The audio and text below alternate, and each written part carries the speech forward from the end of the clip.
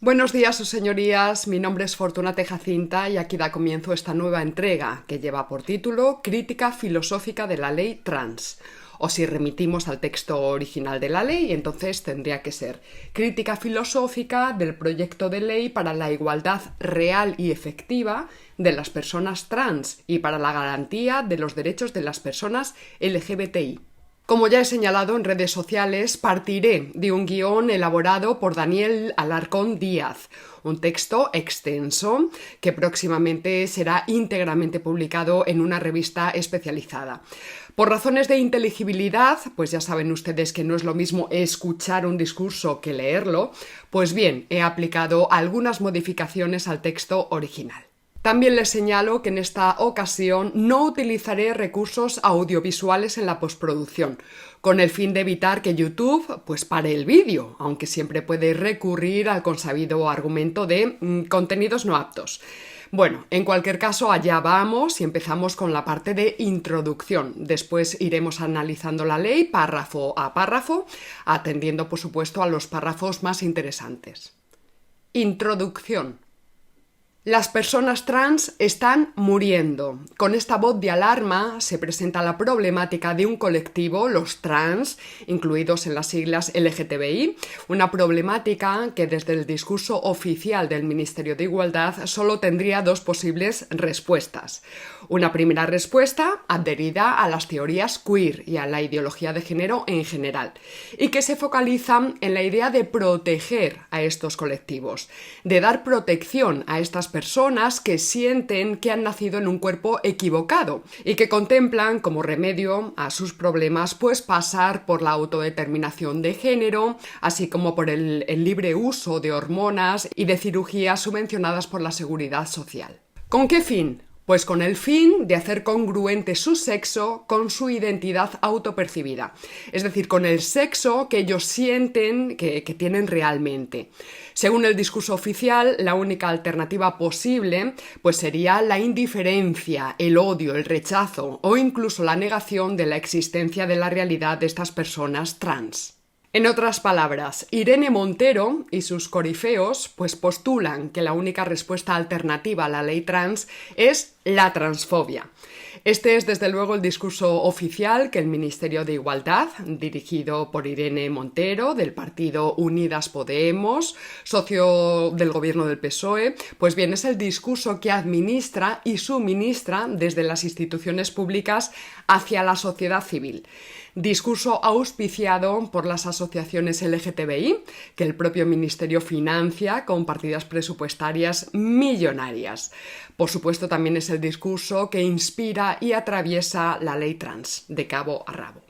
Pero lo cierto es que no puede decirse que el sistema efectivo de alternativas sea tan simple. O estás a favor o eres un transfobo.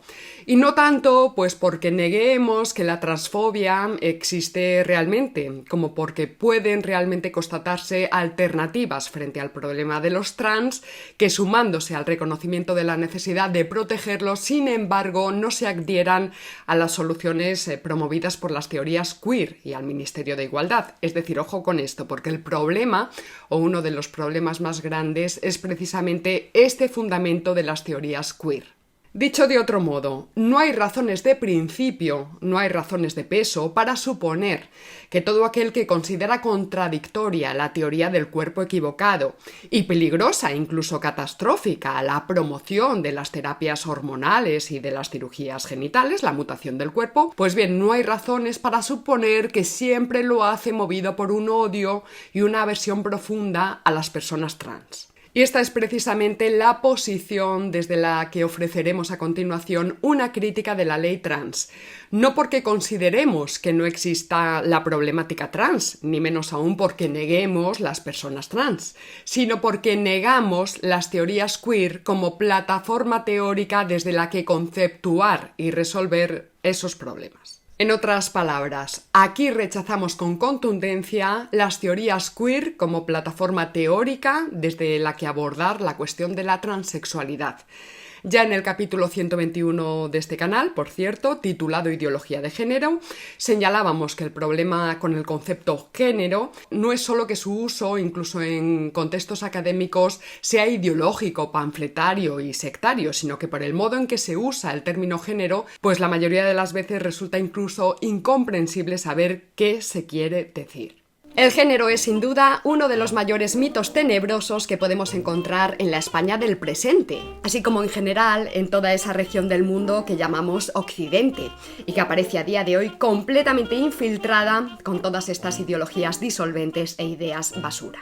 Esta misma semana yo exponía de forma telegráfica, en un vídeo encargado por el periódico Liberal, algunas de las principales cuestiones de esta ley que ameritan una trituración completa y que incluyo en esta entrega, pues antes de pasar a exponer el texto de Daniel Alarcón. Así que vamos a ello. Primera cuestión, señalar que los fundamentos filosóficos de las teorías queer son de estirpe espiritualista, en el sentido de que estos ideólogos entienden que existe algo así como un yo metafísico, flotante, un yo ya perfectamente definido y determinado, incluso en sus atributos, en sus gustos y preferencias sexuales. Y ojo, todo esto sin tener cuerpo, el yo flotante. En fin, un yo que en el momento de encarnarse caería accidentalmente en un cuerpo u otro.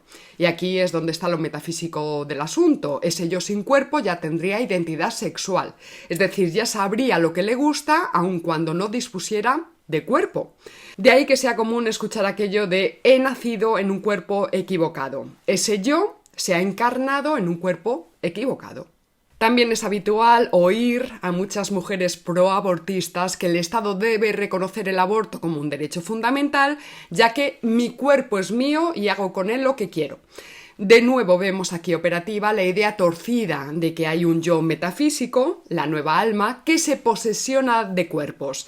El yo metafísico, al encarnarse, se hace propietario de cuerpos y por ello presupone que puede hacer con esos cuerpos pues lo que le plazca, incurriendo por otro lado pues en una idea infantil y pánfila de lo que sea o no la libertad. Pero bueno, en fin, ese es otro tema. Desde el materialismo filosófico, desde luego, entendemos que cada individuo es su propio cuerpo, el cuerpo con el que nace. Mi cuerpo no es mío, sino que yo soy mi cuerpo. Más adelante abundaremos en esta cuestión. Segunda cuestión, todo esto de las teorías queer, pues se trata de un subjetivismo radical, un formalismo psicologista que pone los fundamentos de la realidad en los sentimientos, en la llamada identidad autopercibida. Pero la autopercepción es una mera apariencia irreductible a la identidad real de esa misma persona. Por otro lado, resulta muy difícil defender cualquier tipo de autología. Autología, ya sabemos, del griego autos, por sí mismo. Pues bien, ya que el uso acrítico de todos estos autologismos pues suelen dar lugar a conceptos límite, a ideas extremadamente problemáticas como pueden ser las ideas de autodidactismo, autodeterminación o autoconsciencia. Nadie se hace por sí mismo del mismo modo que ninguna cosa se hace a sí misma. Así que mucho ojo con esto de la autopercepción y también con todo aquello de la autodeterminación, ya sea de género, autodeterminación política o lo que sea. Tercera cuestión. Esta ley trans sustituye los derechos del ciudadano por los derechos de los colectivos, con todo lo que esto resuena, ¿verdad?, antiguo régimen. No hay ni un solo derecho que yo tenga como mujer hetero que no esté reconocido ya por el Estado español para las personas trans. Por supuesto, para las personas trans en España. Por tanto, esta ley trans es una ley con fines particularistas. Es particularista en primer lugar porque busca el reconocimiento de una serie de privilegios, no de derechos, sino de privilegios de las personas trans sobre el resto de ciudadanos del Estado español, ya que la ley plantea, entre otras muchas cosas, que sea el Estado el que suministre y financie los tratamientos hormonales y las cirugías que estas personas necesitan para transicionar. Es particularista además porque es ideológica y sectaria, es decir, no se focaliza en el bien común ni reconoce la posibilidad de ofrecer una crítica fundamentada con razones o tomando como referencia la realidad empírica, sino que los partidos políticos que abanderan esta ley etiquetan como transfóbica cualquier oposición. Es decir, imaginen ustedes los tremendos réditos políticos que persiguen precisamente estos partidos políticos, el puro interés particularista de el propio partido que se postula, se presenta como el único benefactor de estas personas. Ya hemos señalado en múltiples ocasiones que nuestras democracias parlamentarias tienden a ecualizar a los partidos políticos, los iguala. Por ejemplo, pues la política económica real del PSOE no difiere gran cosa de la del PP. Por eso, pues agrupaciones como PSOE o Podemos, que ya no son las izquierdas definidas de antaño, pues bien, necesitan ahora llenarse de contenidos antropológicos y morales para poder competir en el mercado pletórico de candidatos. Dicho de otra manera, estos partidos se llenan de ideología y usan como reclamo pues cosas como feminismo, derechos LGTBI, cambio climático o antifranquismo, y lo usan para desmarcarse de sus competidores. Cuarta cuestión. La ley trans entra en contradicción directa con las grandes reivindicaciones del llamado feminismo clásico o feminismos. Invisibiliza, discrimina y destruye los logros de las mujeres en muchos ámbitos, como puede ser el del deporte, y deja en situación de desamparo brutal a muchos menores de edad que están siendo adoctrinados a través del propio sistema de la educación pública española, pues bien, están siendo adoctrinados en toda esta suerte de ideologías basura. Por no hablar de que muchos menores están siendo ya hormonados y mutilados en nombre de la libertad y del progreso. ¡Qué vergüenza! A esto que llevo dicho, habría que añadir la crítica a otras cuestiones, como por ejemplo, qué curioso la urgencia por aprobar la ley sin debate público ni parlamentario. Por otro lado, los tremendos réditos políticos y económicos que posibilitan este tipo de ideologías, las monstruosas redes clientelares que genera, la censura explícita que se aplica frente a cualquier atisbo de disidencia, el hecho de que grandes corporaciones empresariales y financieras de todo el mundo se sumen a este tipo de imposiciones ideológicas, abriendo el camino, por ejemplo, al trato preferencial, esto es privilegiado, de trabajadores y clientes trans. Luego vamos a ver el caso del banco BBVA. Vayamos ahora sí con el texto, con el guión que nos ha preparado Daniel Alarcón, guión que empieza aclarando que el documento que tomaremos como referencia será, abrimos comillas, el proyecto de ley para la igualdad real y efectiva de las personas trans y para la garantía de los derechos de las personas LGTBI. Este documento fue aprobado en junio de este año 2022 por el Consejo de Ministros. Fue publicado en el Boletín Oficial del Estado en septiembre de 2022 y está ahora mismo pendiente de aprobación en el Congreso de los Diputados. En su estado de tramitación actual, tras el fracaso de las enmiendas a la totalidad propuestas tanto por el PP como por Vox, pues bien, la mayoría compuesta por PSOE y PP ha dictaminado una prórroga en la fase de enmiendas, aparentemente pues con el objetivo de esperar a la llegada de nuevas elecciones para ver qué pasa entonces. La ley se refiere fundamentalmente a garantizar la posibilidad de que delante de un juzgado cada individuo, sin ningún tipo de restricción o condición previa, pues determine el sexo que aparecerá en los documentos oficiales, es decir, que pueda cambiar su sexo registral. Y bien, ¿cómo estaba esta cuestión antes de esta ley trans? Pues bien, en la ley que está actualmente en rigor, vigente, la ley 3/2007 de 15 de marzo, reguladora de la rectificación registral de la mención relativa al sexo de las personas, cerramos comillas, ley, como decimos, del año 2007, aprobada por el gobierno de Zapatero, del PSOE. Pues bien, en esta ley que está ahora mismo vigente, este cambio registral ya es posible, pero siempre y cuando el solicitante pueda alegar como condición un diagnóstico de disforia de género. Esta es la cuestión. Previamente a la ley de 2007 no había una regulación específica.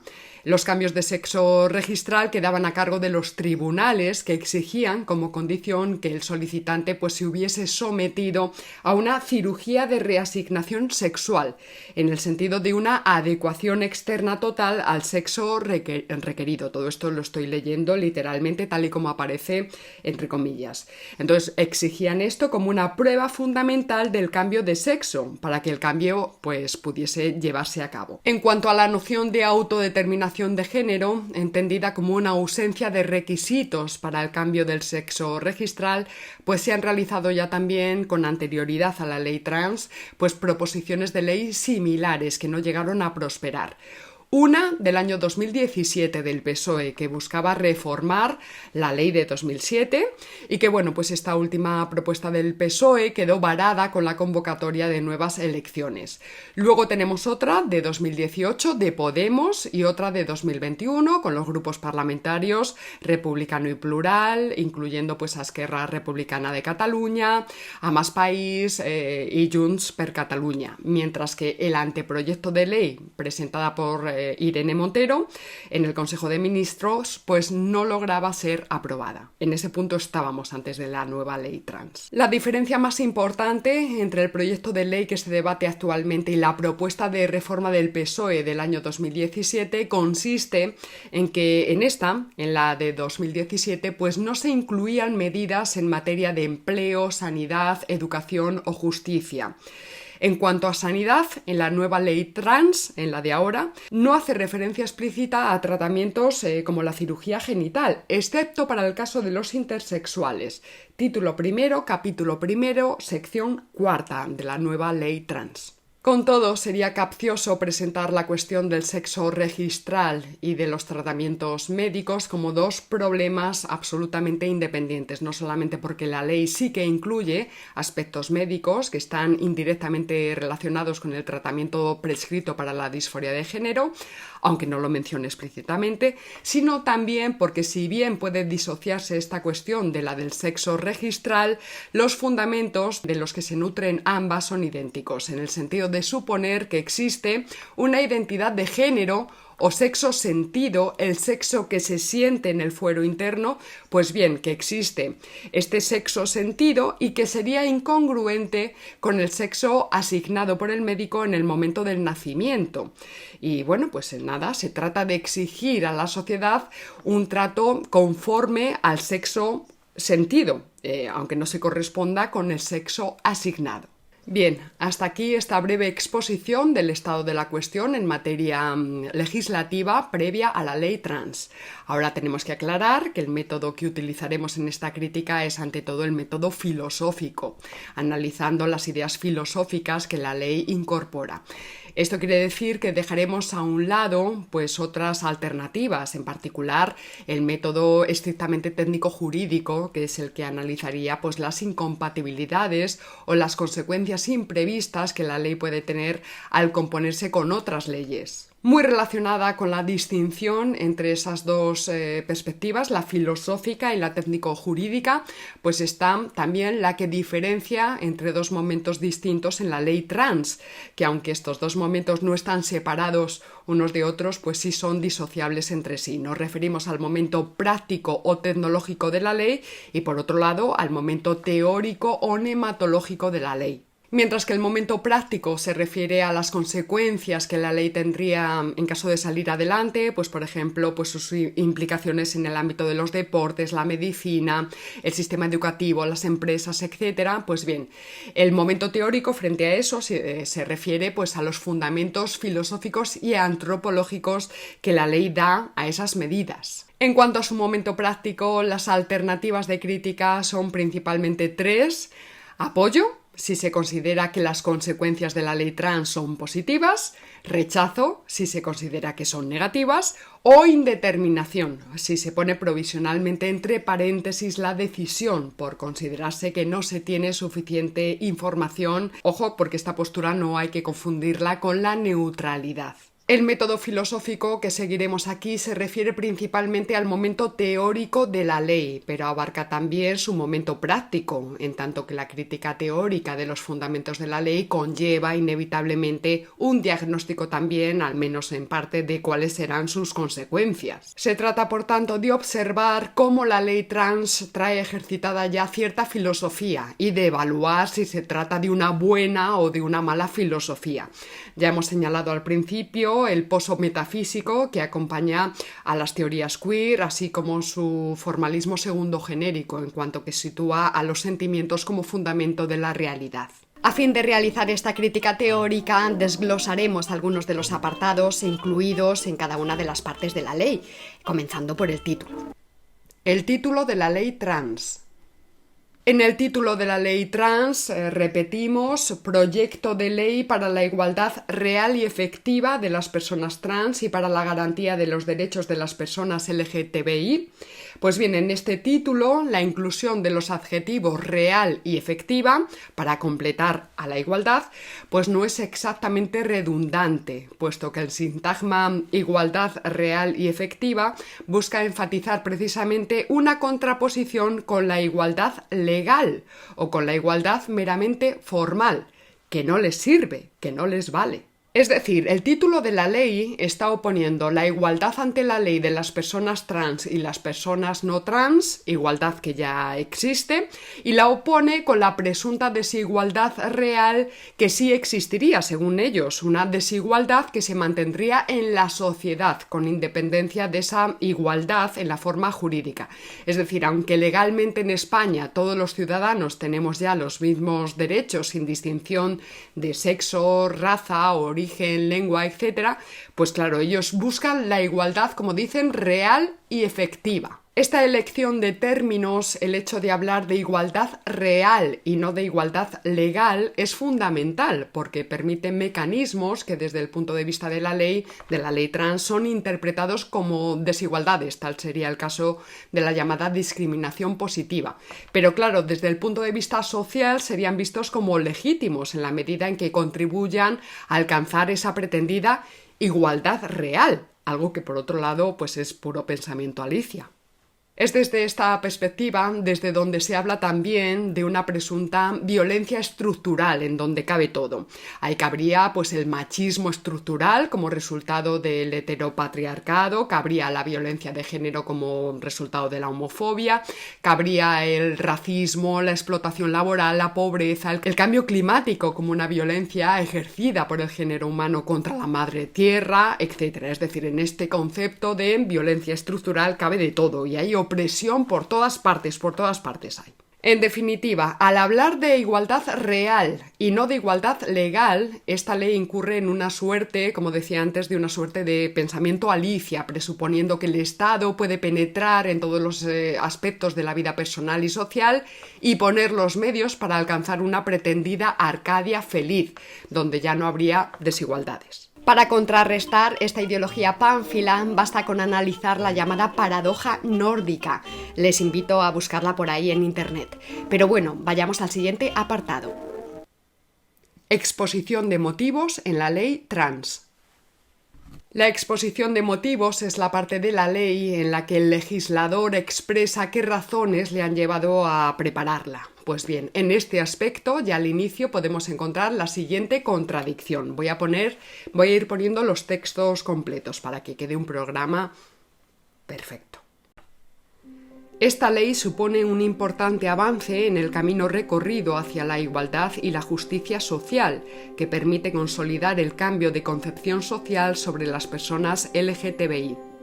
Ello pasa por crear referentes positivos, por entender la diversidad como un valor, por asegurar la cohesión social promoviendo los valores de igualdad y respeto, y por extender la cultura de la no discriminación frente a la del odio y el prejuicio. De este párrafo se destaca la idea de que la diversidad debe ser entendida como un valor positivo. Ahora bien, puesto que se trata de una ley relativa a las personas trans y en la medida en que la condición trans incluye desde el punto de vista del legislador una incongruencia entre la identidad del individuo y su propio cuerpo, es decir, el haber nacido en un cuerpo equivocado, pues bien, habría que preguntarse entonces de qué manera el hecho de que haya un número elevado de personas trans, en cuanto se incluyen en esa diversidad, es realmente algo positivo, y si no sería preferible en su lugar que todos los españoles, pues de ser posible, hubiésemos nacido en el cuerpo correcto. Y esto aún ateniéndonos a la extensión que el Ministerio de Igualdad pretende dar a la idea, al término de diversidad, porque que yo sepa, pues también la diversidad ideológica es diversa. Y sin embargo, no parece que la ley considere aceptable la opinión, por ejemplo, de quienes afirman que nadie nace en un cuerpo equivocado y que la condición trans, existiendo en efecto las personas trans, pues no depende en sí misma de ninguna identidad interna que pueda ser incongruente con el cuerpo. La contradicción está en que desde esta diversidad a la que apelan, pues resulta que se tacha de transfobo a cualquiera que ofrezca soluciones alternativas al problema temático planteado. O sea que mucho hablar de diversidad, pero luego en la realidad no. O sea que mucho lerele y poco la lala. Pero ojo, porque mucha mayor contradicción hay en este párrafo al componer juntas la palabra diversidad y el término igualdad.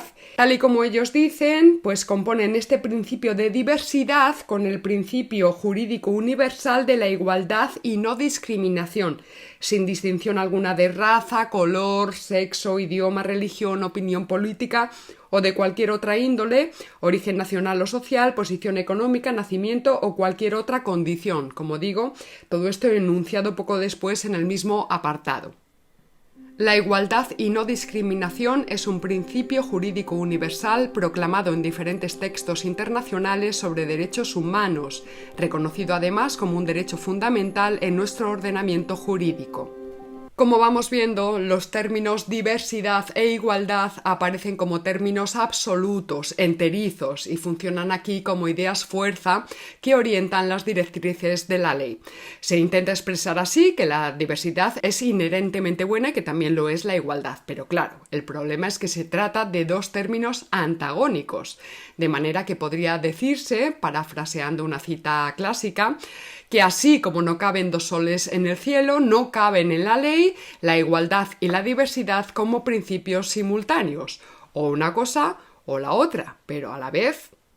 Lo que sucede más bien es que el uso que se da a estos términos no es realmente absoluto, sino relativo. Así se entiende por diversidad solo la diversidad de ciertas identidades consideradas tradicionalmente oprimidas, y se entiende por igualdad solo la igualdad de derechos en el sentido de la justicia social y no tanto de la justicia legal, tal y como enfatiza el título de la ley como acabamos de ver. Pero esta pretendida igualdad, como señalaba al principio, ya no sería una igualdad en derechos, sino el reconocimiento legal de una serie de privilegios para el colectivo trans. En lo relativo a las personas transexuales, en adelante personas trans, la Clasificación Internacional de Enfermedades de la Organización Mundial de la Salud, en su 11ª revisión de 2018, eliminó la transexualidad del capítulo sobre trastornos mentales y del comportamiento, trasladándola al de condiciones relativas a la salud sexual, lo que supone el aval a la despatologización de las personas trans. Pues bien, si nos remontamos históricamente a la ley previa, la de 2007, recordamos que esta establecía como condición la necesidad de un diagnóstico de disforia de género como requisito para permitir el cambio registral.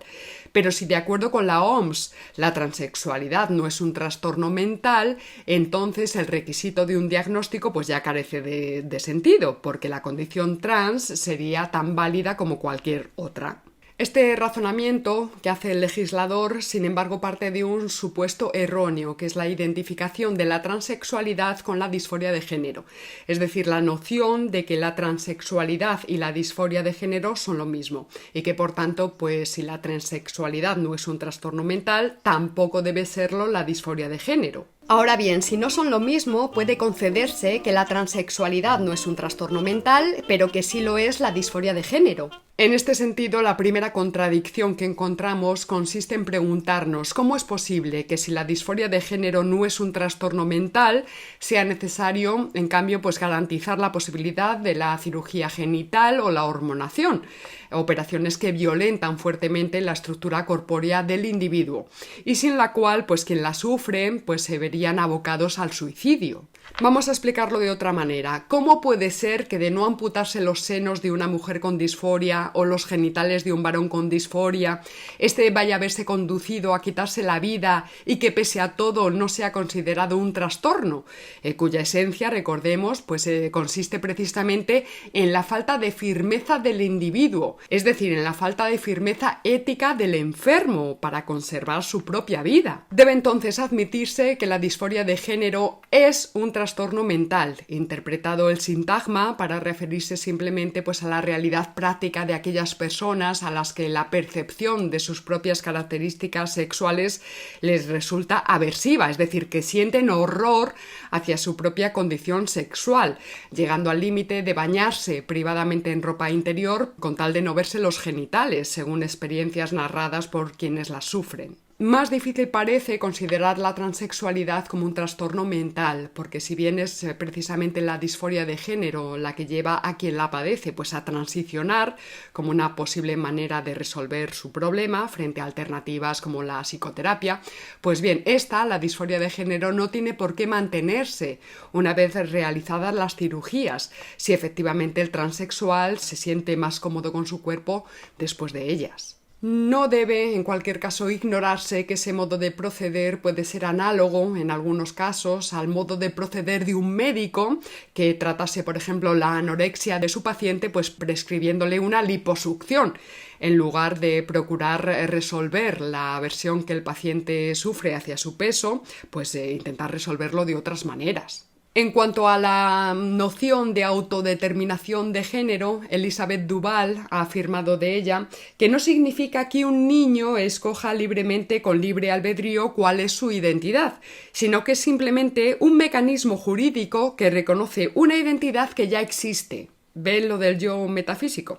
Bueno, pues esta interpretación es legítima, sin embargo la propia ley aclara pues que no se trata simplemente de una cuestión administrativa, sino que incluye el principio más general del libre desarrollo de la personalidad. Vamos a verlo.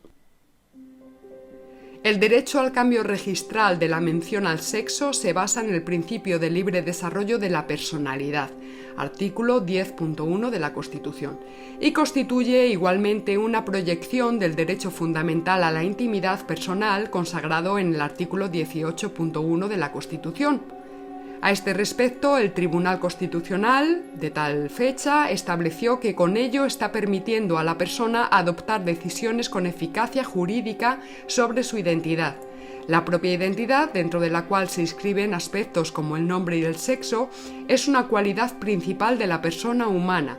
Establecer la propia identidad no es un acto más de la persona, sino una decisión vital, en el sentido que coloca al sujeto en posición de poder desenvolver su propia personalidad. Si atendemos a este párrafo, la decisión sobre su identidad de quien autodetermina su género tiene que tener eficacia jurídica, pero no sería simplemente un cambio registral, es decir, el derecho no se limitaría a ese efecto jurídico, sino que se refiere a la capacidad que el individuo tiene de decidir libremente sobre su propia personalidad y sobre cómo ésta ha de desarrollarse. Esta intención se corrobora más aún si la cotejamos con la comparación que la ley establece entre el nombre y el sexo, siguiendo la cual, así como alguien puede elegir su nombre, coincida o no con el nombre que le asignaron al nacer, y registrarlo, así también pues debe poder elegir su sexo, dicen, coincida o no con el sexo que le asignaron al nacer, y rectificarlo, el sexo, en el registro civil.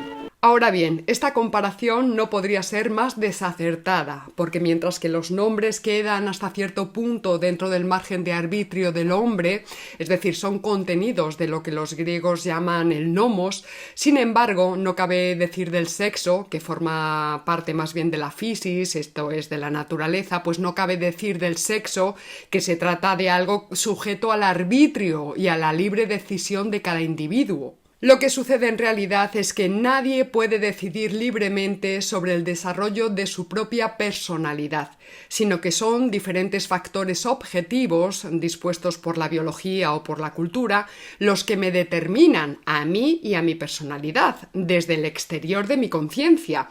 Dicho en otras palabras, nadie decide libremente sobre su personalidad, sino que ésta le viene dada, y en particular nadie decide libremente su sexo, ni tampoco su identidad sexual. En este punto les remito al capítulo 114 de este canal sobre la idea de persona. Título preliminar.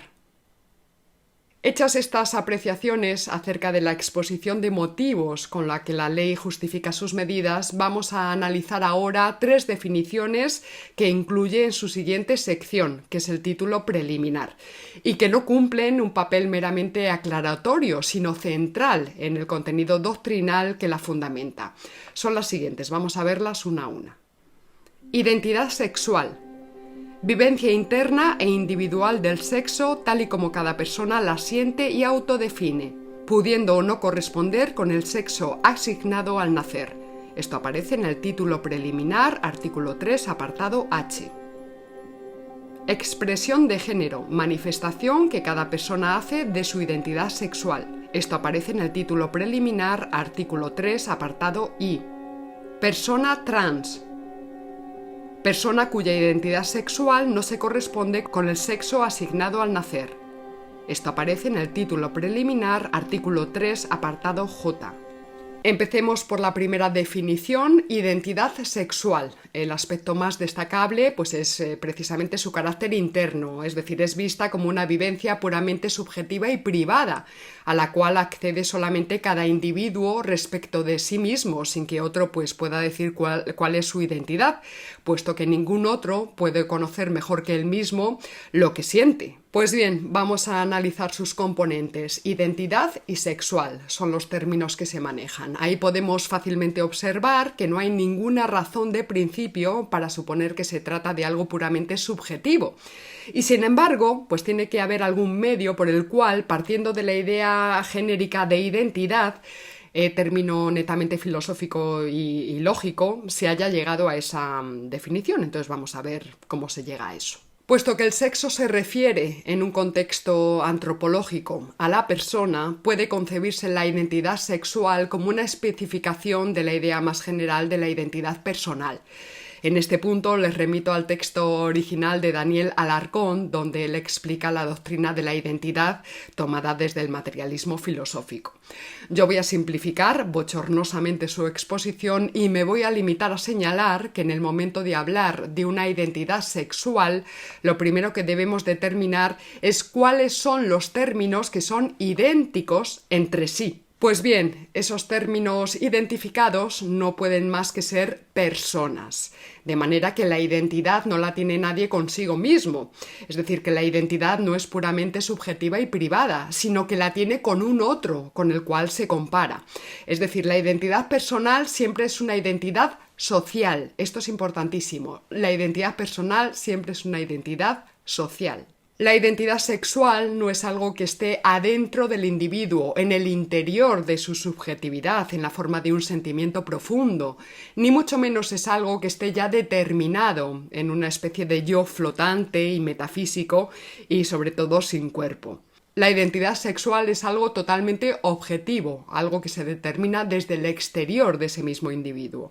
Pero entonces, ¿cómo podemos admitir que la identidad sexual de alguien es ser hombre, pero que su sexo es ser mujer? ¿Qué sentido tiene contraponer la identidad sexual con el sexo, como dos cosas que pudiesen ser incongruentes la una con la otra? Pues ninguno, ningún sentido, porque si su sexo es ser mujer, su identidad sexual no puede ser otra que ser mujer. Lo que sucede más bien es que en el ámbito de la psicología ha llegado a confundirse la identidad real con una autopercepción que alguien tiene de cuál es esa identidad.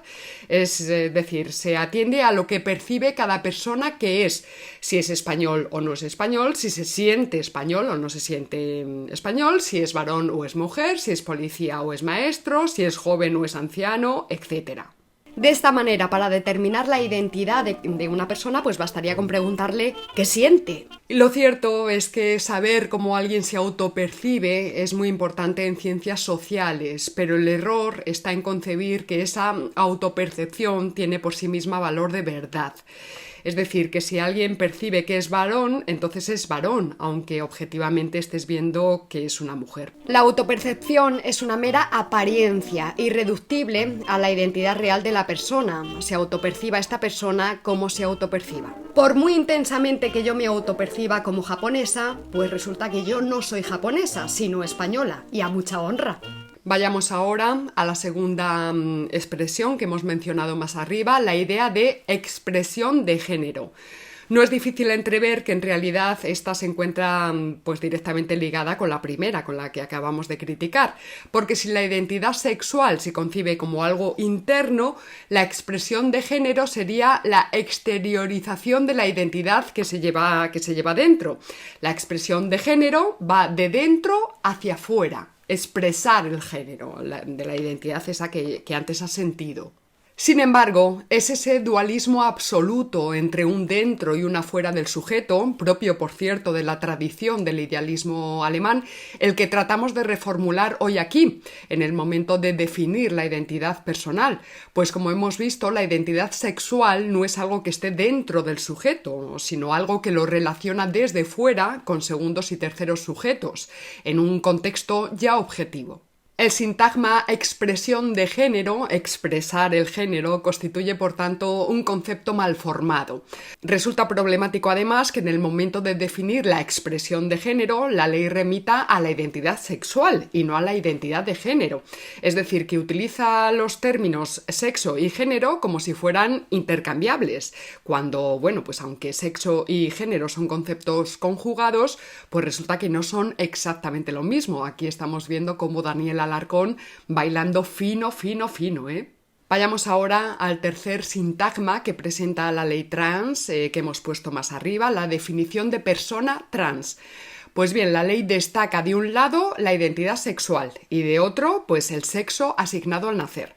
Según esto, sería trans aquella persona cuya identidad sexual no se corresponde con el sexo asignado, frente a la persona cis, cuya identidad sexual sí se corresponde con el sexo asignado. Así, si la identidad sexual de una persona es varón y su sexo es mujer, entonces esa persona es trans. Y lo mismo si su identidad es mujer y su sexo es varón. Si coinciden la identidad sexual con el sexo, entonces se dice que esa persona es cis.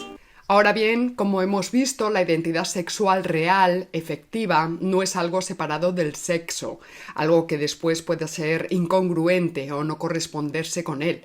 Es decir, carece de sentido que la identidad sexual de alguien sea varón, pero que su sexo sea mujer. Esto solo puede sostenerse manteniendo la oposición entre un dentro y un afuera del sujeto, o como si existiese un sexo mental o incluso un sexo espiritual, una identidad que se opone al sexo físico del cuerpo, como si alguien efectivamente pudiese haber nacido en un cuerpo equivocado, como dicen ellos. Y no porque todo el mundo nazca en un cuerpo correcto, sino porque en realidad nadie nace en su cuerpo, sino que nace el sujeto corpóreo, o lo que es lo mismo, cada individuo es su propio cuerpo con el que nace. Incluso en la tradición cartesiana, que concebía la mente y el cuerpo como dos realidades independientes la una de la otra, reconocía ya que la noción de un sexo mental era absurda. Así, Poulain de la Barre, reivindicado por algunos como precursor del feminismo, en su tratado sobre la igualdad de los dos sexos, afirmaba, abrimos comillas, que el espíritu no tiene sexo, cerramos comillas. No resuelve tampoco esta contradicción la noción de que la mente es el cerebro y que la identidad es en realidad un epifenómeno del cerebro. Tal cosa afirman quienes se apoyan en ciertos resultados de la neurología, resultados que demostrarían que los cerebros de las personas con disforia de género son distintos de los cerebros de las personas que no la presentan. Lo consideran una prueba de la teoría del cuerpo equivocado, como si el cerebro no fuese el mismo ya corpóreo y un contenido más del sexo físico. Todo esto conduce a la idea de que la definición de transexual como aquel que ha nacido en un cuerpo equivocado o de aquel cuya identidad sexual no se corresponde con su sexo, pues no es tanto un hecho, sino una teoría, un discurso. Además, un discurso muy reciente, con el que los propios transexuales se conceptúan a sí mismos o como otras personas los conceptúan a ellos. Si atendemos a qué tipo de personas se dice que son trans, vemos que en realidad se trata de una realidad práctica mucho más sencilla, que no requiere siquiera de la idea de identidad, una idea tan compleja. Trans son aquellas personas que, como tratamiento para resolver la disforia de género a la que se enfrentaban, se han sometido a tecnologías como la hormonación o como la cirugía genital, con el fin de parecer del sexo opuesto a su sexo real. Este matiz es fundamental. El transexual no cambia de sexo porque el sexo no se puede cambiar, no se puede cambiar. Para que lo hiciera tendría que ser posible cambiar absolutamente el código genético de un individuo y eso no es posible. Lo que cambia es su apariencia sexual, es decir, el sexo que a simple vista parece que tiene ese individuo. Una mujer trans, realizadas todas las cirugías, puede llegar a ser casi indistinguible a la percepción, pues, de una mujer, pero su sexo sigue siendo y seguirá siendo un varón. Esta redefinición de la persona trans cambia ya toda la problemática relacionada con el cambio registral, porque incluso cuando este se realice, pues no puede decirse que aquel que conforme a la ley se autodetermine como varón sea realmente un varón. En aquellos casos en los que esto suceda, pues el sexo registrado no será más que una ficción jurídica. Título 1. Actuación de los poderes públicos. Ofrecido ya un análisis de las tres nociones principales sobre las que se vertebra teóricamente la ley, pues si continuamos por el título primero encontramos medidas como la siguiente, abrimos comillas. Impulsar a través de los agentes sociales, así como mediante la negociación colectiva, la inclusión en los convenios colectivos de cláusulas de promoción de la diversidad en materia de orientación sexual, identidad sexual, expresión de género y características sexuales y de la diversidad familiar y de prevención, eliminación y corrección de toda forma de discriminación de las personas LGTBI, así como de procedimientos para dar cauce a las denuncias. Si interpretamos el fragmento literalmente, se habla en él de promocionar la diversidad, es decir, no simplemente de prevenir la discriminación de personas homosexuales o transexuales, sino directamente de promocionar que las haya, siguiendo el principio de que la diversidad es inherentemente buena en relación con las identidades que se considera que han estado tradicionalmente oprimidas. En fin, viendo estas cuestiones no extraña que los promotores de esta ley pues estén intentando evitar el debate sobre esta ley, ¿verdad? En este punto no resulta excesiva la reacción de quienes interpretan que el activismo LGTBI busca que haya cada vez más personas homosexuales o transexuales. Si interpretamos literalmente el contenido de la ley, eso es justamente lo que se dice que debe hacerse. Otro párrafo posterior ya se dedica precisamente a la cuestión de la discriminación con la medida siguiente. Vamos a leerla. Impulsar la elaboración de códigos éticos y protocolos en las administraciones públicas y en las empresas que contemplen medidas de protección frente a toda discriminación por razón de las causas previstas en esta ley. La cuestión estriba en que esas medidas de protección, vistas desde el plano práctico de los empresarios, son trabas burocráticas que requieren de una inversión de tiempo específica y cuya única consecuencia consiste en haber movilizado a todas las empresas españolas a rellenar centenares de papeles y a elaborar protocolos que en muchos casos ni siquiera son necesarios, porque resulta que estamos en España y esto no es Marruecos ni Irán. Por otro lado, justo este punto es el que puede habilitar una imposición ideológica en el ámbito social y laboral, así como privilegios a las personas trans en detrimento de las personas no trans. Vamos a verlo con este ejemplo de la entidad financiera, el banco BBVA. BBVA crea una guía para sensibilizar y acompañar a empleados trans, dicen.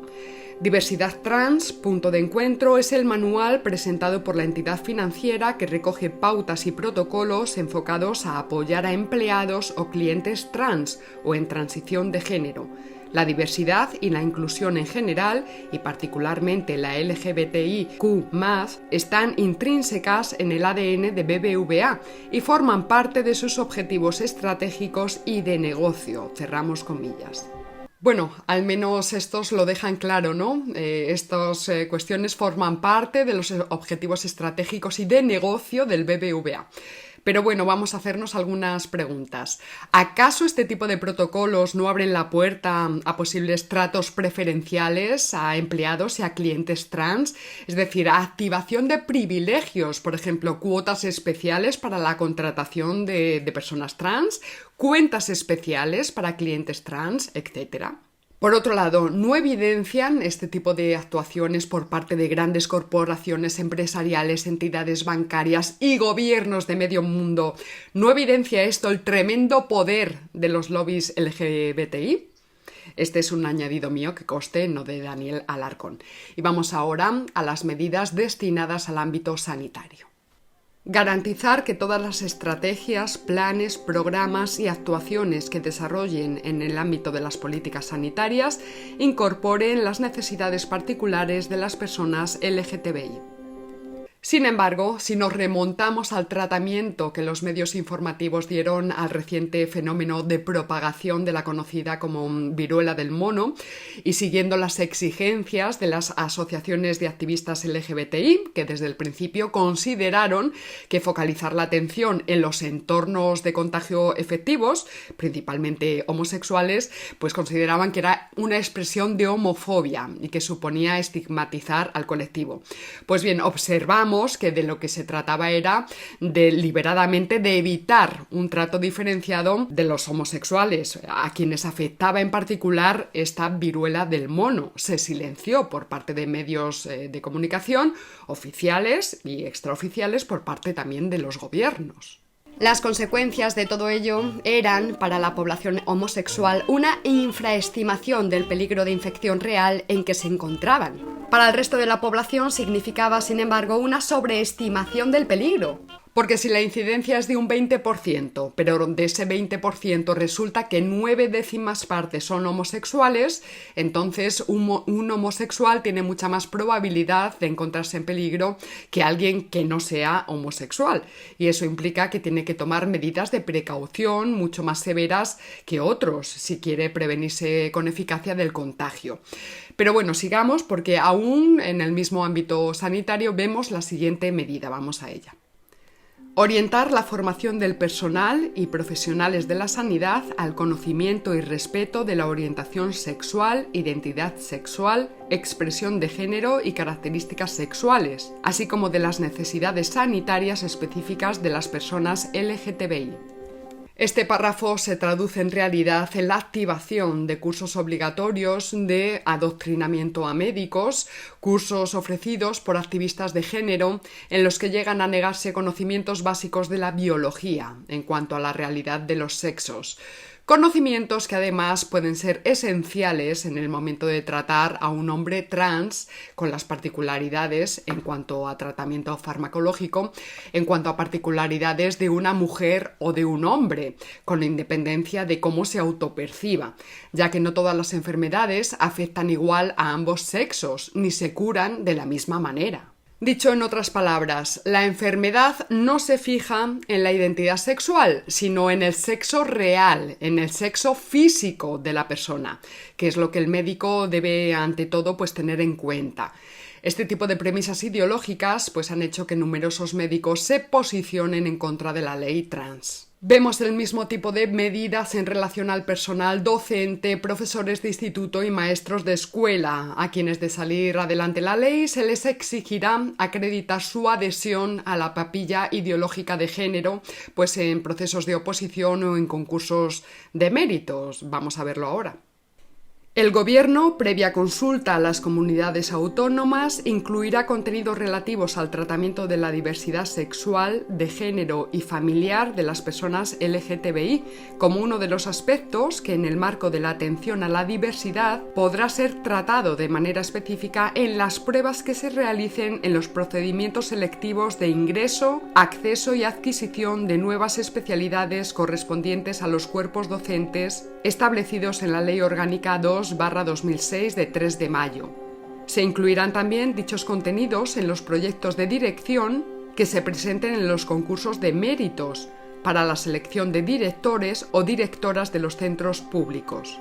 Las administraciones educativas, en el ámbito de sus competencias, impulsarán la adopción de planes de coeducación y diversidad que contemplen, entre otras, acciones relacionadas con la formación del profesorado en atención al respeto a la diversidad sexual, de género y familiar de las personas LGTBI.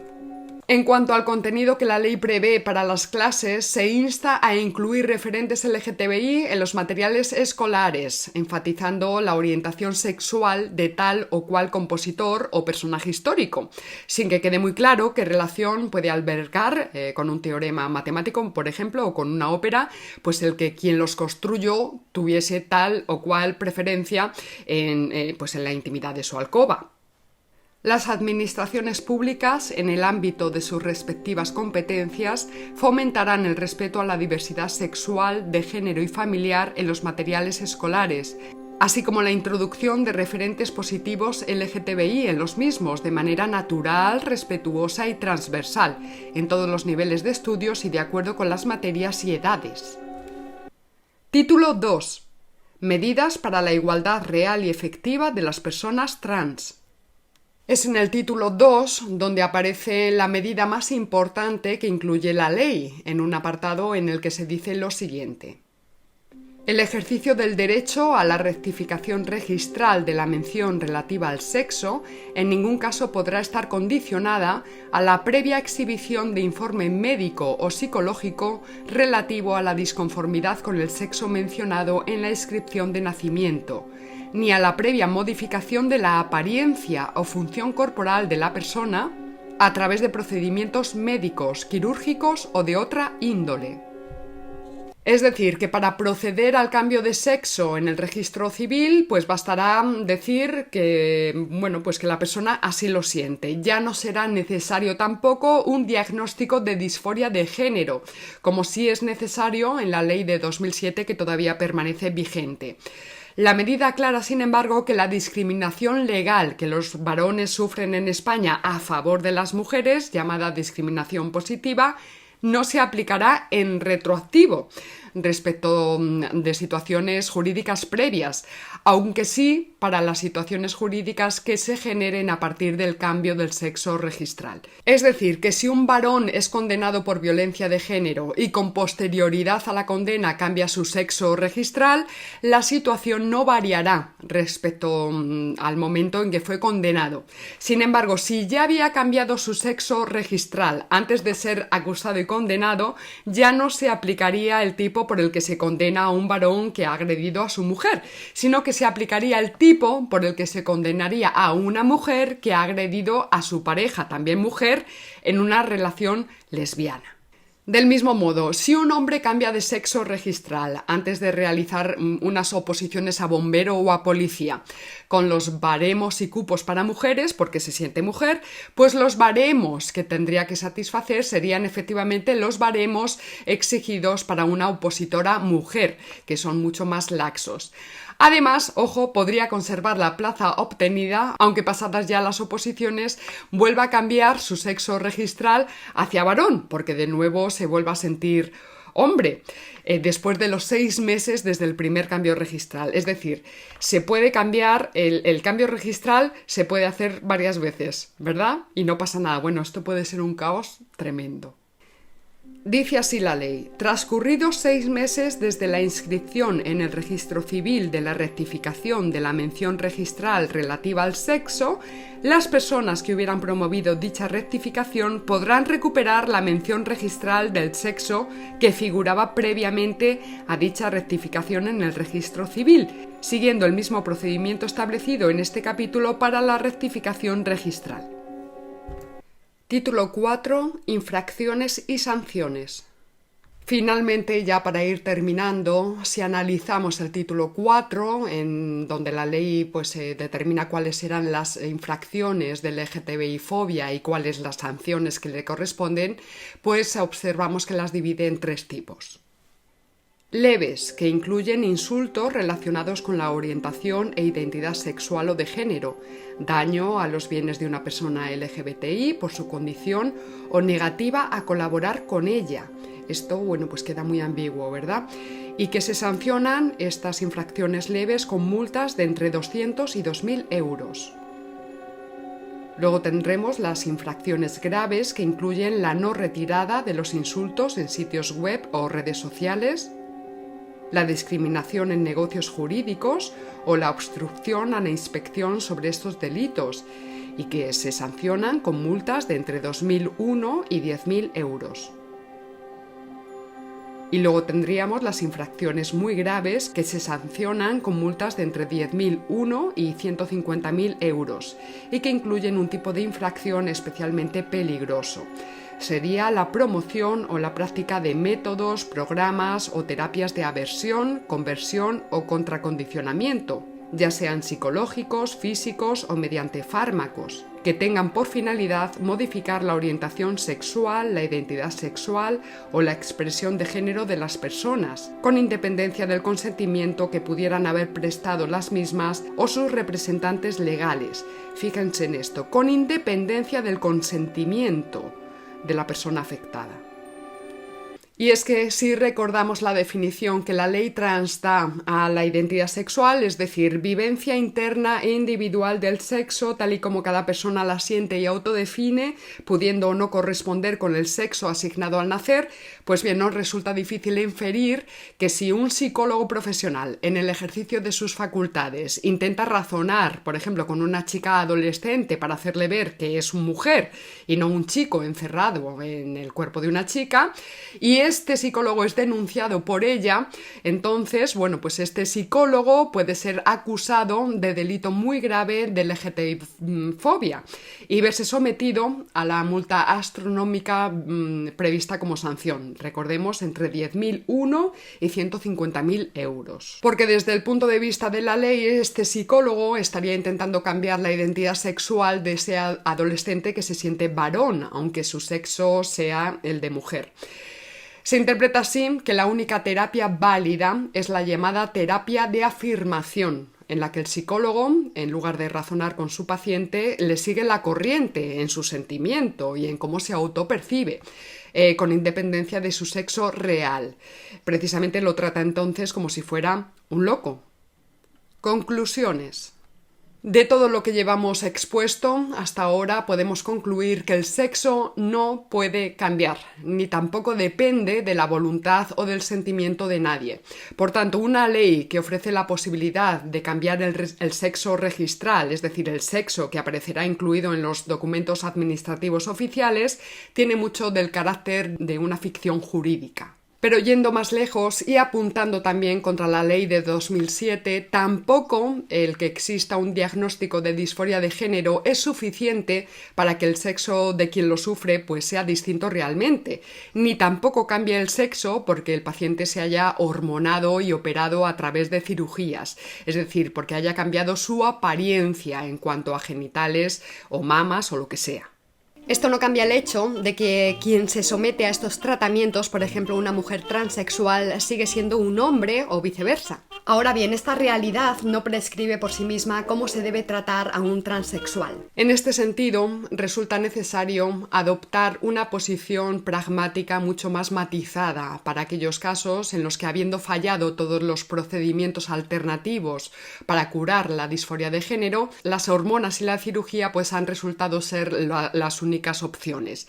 Es decir, hay que preguntarse hasta qué punto es ético tratar por su sexo real a una persona que ha tenido que sufrir tanto para parecer del sexo opuesto, sufrir tanto que incluso pues está en peligro real de suicidarse, ya que en este punto pues las cifras son realmente alarmantes y esto es algo pues que también tenemos que tener en cuenta.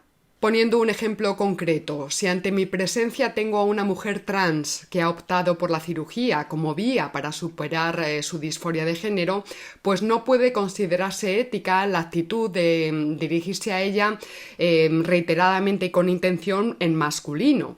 Distinta es la situación de quienes no se han sometido a ese proceso y que en modo alguno son transexuales, no lo son. A este respecto, quizás pragmáticamente la mejor situación legal para las personas trans en cuanto al sexo registral sea la que permanecía vigente con anterioridad a 2007 y que solamente permitía el cambio registral en aquellas personas que hubiesen terminado el proceso de hormonación y de cirugías. Y esto lo decimos, aclara Daniel Alarcón, no porque se busque incentivar que este proceso se realice, todo lo contrario, sino porque en aquellas personas que padecen disforia de género, lo que debe buscarse a toda costa es contribuir a que recuperen la firmeza. Para aquellas personas que ni siquiera padecen disforia de género, sencillamente el cambio de sexo registral no tiene razón de ser, ni por verdad práctica, ni porque su sexo real sea ese que quiere registrar. Con todo, tampoco se puede obviar que la opción imprescindible desde el punto de vista de la ética de dirigirse a una mujer trans en femenino o a un hombre trans en masculino, pues tiene mucho más de fracaso que de éxito, al admitir la imposibilidad de razonar con el transexual sobre cuál es su verdadero sexo, porque como hemos dicho, el sexo no puede cambiar, solo la apariencia. La empatía ética con la problemática trans no está reñida, en suma, con intentar que las personas que padecen disforia de género sean las menos posibles y no las más, y que entre las que la padecen pues también sean las menos posibles y no cada vez más pues las que se ven abocadas a mutilarse o a hormonarse porque la prudencia del psicoterapeuta de turno pues no haya sido suficiente. Y hasta aquí esta entrega, una entrega extensa, difícil. Espero que os haya interesado. Luego os voy a poner un cartelito que está circulando por las redes sociales que simplifica muy bien pues parte de las cuestiones principales que hay que criticar y triturar absolutamente de esta ley trans. Agradezco como siempre su apoyo a todos los seguidores, a todos los mecenas, a todos los nuevos mecenas del canal. No olvidéis darle a la campanita, al me gusta, comprobar bien las notificaciones, la suscripción, etc. Nos vemos la semana que viene y recuerda, si no conoces al enemigo ni a ti mismo, perderás cada batalla. ¡Hasta luego!